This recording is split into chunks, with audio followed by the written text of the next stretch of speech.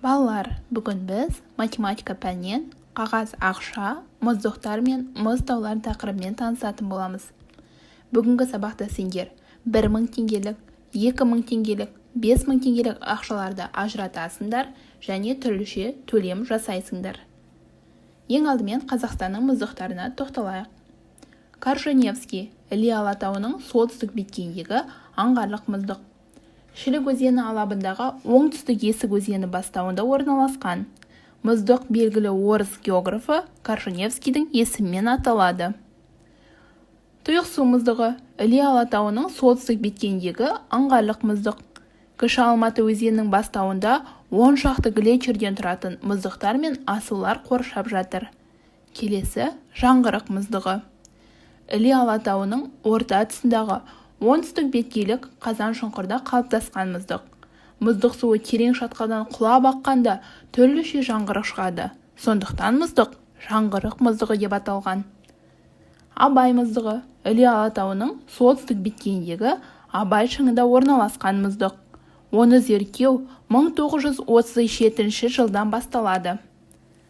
1947 жылы Абай Құнанбаев есімі берілген.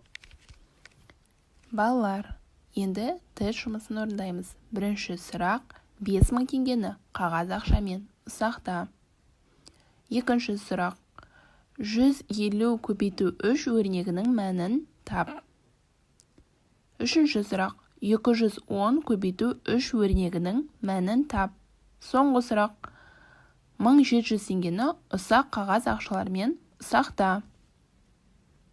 Келесі тапсырма: оқулығымыздың 30-шы бетіндегі екінші есеп.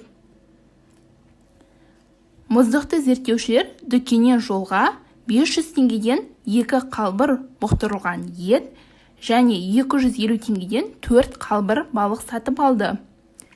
Олар сатушыға 5000 теңге берді. Сатушы оларға қанша теңге қайтарды? Берілгені: бұқтырылған ет 500 теңгеден 2, балық 250 теңгеден 4. Берді 5000 теңге, қайтаруы қажет белгісіз. Ендеше ең алдымен біз бұқтырылған етке қанша теңге кеткені?